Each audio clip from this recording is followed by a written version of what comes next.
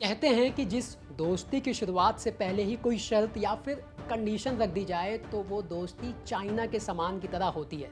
मतलब वो कितने दिन तक टिकेगी भी या नहीं, या फिर कहाँ तक टिकेगी, इसका कोई पता नहीं होता। अब आप समझ गए होंगे कि अगर हम बात सियासत की करें, वो भी दिल्ली की, तो हम केजरीवाल की आम आदमी पार्टी और कांग्रेस की दोस्ती की बात कर रहे हैं, जिसकी शुरुआत तो होती है अध्यादेश पर समर्थन की शर्त से।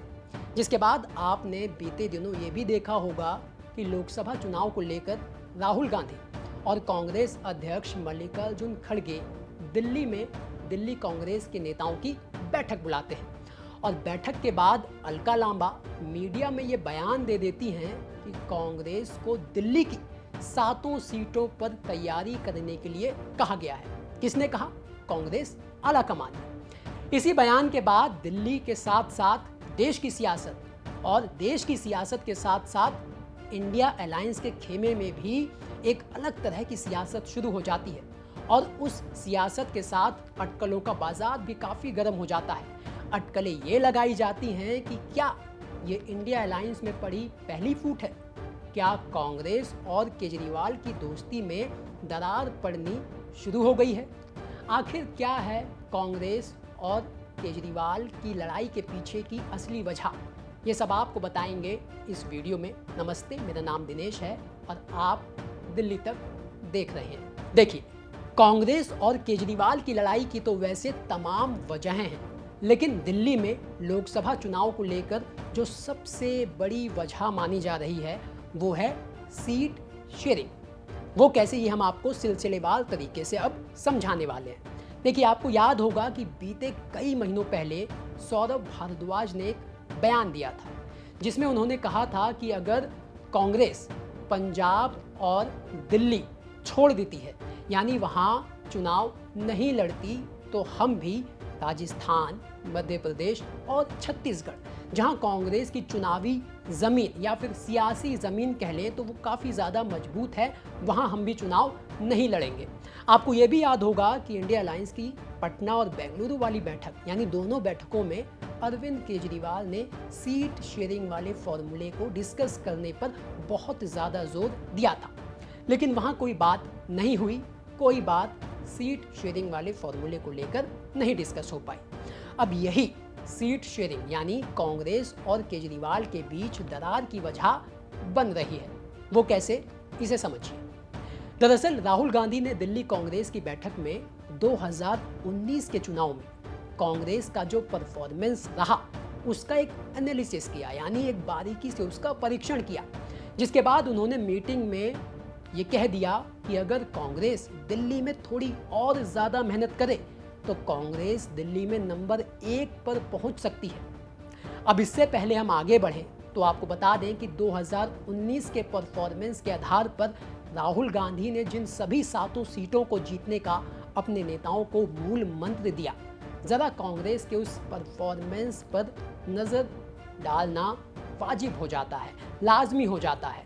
तो आपको बता दें कि साल 2019 में लोकसभा चुनाव में कांग्रेस का जो परफॉर्मेंस रहा, अगर उस पर बात की जाए तो दिल्ली की 7 में से 5 लोकसभा सीटों पर कांग्रेस दूसरे नंबर पर थी। वो 5 सीटें थी चांदनी चौक, उत्तरी पूर्वी दिल्ली, नई दिल्ली और पश्चिमी दिल्ली। तो वहीं वोट शेयर के लिहाज से भी कांग्रेस दूसरे नंबर की पार्टी थी। दिल्ली में कांग्रेस का वोट शेयर साल 2019 के लोकसभा चुनाव में 22.5% था। तो वहीं अगर साल 2019 में आम आदमी पार्टी के परफॉर्मेंस की बात की जाए तो 2019 में दिल्ली की 7 में से 2 लोकसभा सीटों पर आम आदमी पार्टी दूसरे नंबर पर थी। वो 2 सीटें थीं उत्तरी पश्चिमी दिल्ली और दक्षिणी दिल्ली। तो वहीं आम आदमी पार्टी का 2019 के लोकसभा चुनाव में वोट शेयर था 18.1%। तो 2019 के चुनाव को अगर हम आधार मान लें तो इसका मतलब ये हुआ कि कांग्रेस आम आदमी पार्टी से ज़्यादा मजबूत नज़र आती है लोकसभा चुनाव में, जिसे लेकर इस समय कांग्रेस काफ़ी कॉन्फिडेंट भी नज़र आ रही है, जिसकी बानगी आपने उस मीटिंग में देखी होगी, जिस मीटिंग का जिक्र हमने आपके साथ किया। आपको बताया कि उस मीटिंग में राहुल गांधी ने क्या कहा। और अगर बात संदीप दीक्षित की जाए तो जो अरविंद केजरीवाल पर शुरुआत से ही हमलावर हैं, उन्होंने तो इस मीटिंग के बाद यहां तक कह दिया कि कांग्रेस को 2019 में जिन 5 सीटों पर कांग्रेस यानी दूसरे नंबर पर थी, कांग्रेस को वही 5 सीटें लड़नी चाहिए या फिर आम आदमी पार्टी से मांगनी चाहिए। यही वजह है कि मीटिंग में राहुल गांधी कांग्रेस को 7 सीटों पर तैयारी करने के लिए कह देते हैं, जिसके बाद से ही आम आदमी पार्टी के खेमे में हलचल शुरू हो जाती है। लेकिन क्यों? इसके लिए आपको फिर से साल 2019 में जाना होगा, क्योंकि साल 2019 में दिल्ली में कांग्रेस और आम आदमी पार्टी की सुई सीटों के बंटवारे पर ही जाकर अटक गई थी। कांग्रेस ने दिल्ली में आम आदमी पार्टी से 4 सीटें लड़ने के लिए मांगी थी, जबकि आम आदमी पार्टी कांग्रेस को सिर्फ 3 सीटें देना चाहती थी। तो यही वजह है कि साल 2019 में दोनों के बीच सीट शेयरिंग को लेकर बात नहीं बनी। दोनों अलग अलग लड़े, दोनों ही हारे, बीजेपी जीती। तो कुल मिलाकर बात यह है कि सीट शेयरिंग यानी कौन कितनी सीटों पर लड़ेगा, यही कांग्रेस और केजरीवाल के बीच झगड़े की असली वजह है, जिसका फॉर्मूला तय करने के लिए केजरीवाल इंडिया अलायंस की हर बैठक में सवाल उठाते रहे हैं।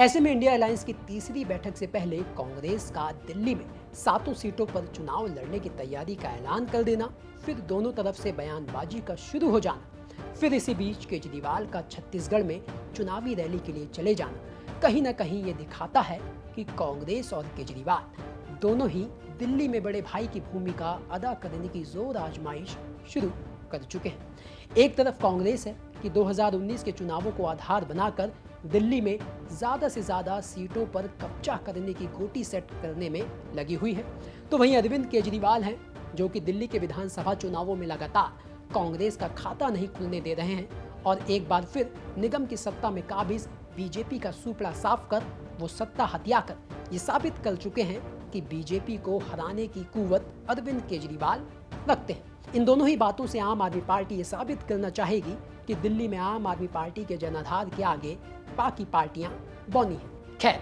अब दिल्ली में कांग्रेस और केजरीवाल के झगड़े से बीजेपी का फायदा तो होगा, ये तो तय है, लेकिन कितना होगा ये आने वाला वक्त बताएगा। आगे आने वाला वक्त ये भी बताएगा कि क्या इंडिया अलायंस की मुंबई में होने वाली बैठक में सीट शेयरिंग का फॉर्मूला तय हो जाएगा, जिसे लेकर कांग्रेस और केजरीवाल में इस समय खूब माथापच्ची हो रही है। क्या वो झगड़ा खत्म हो जाएगा?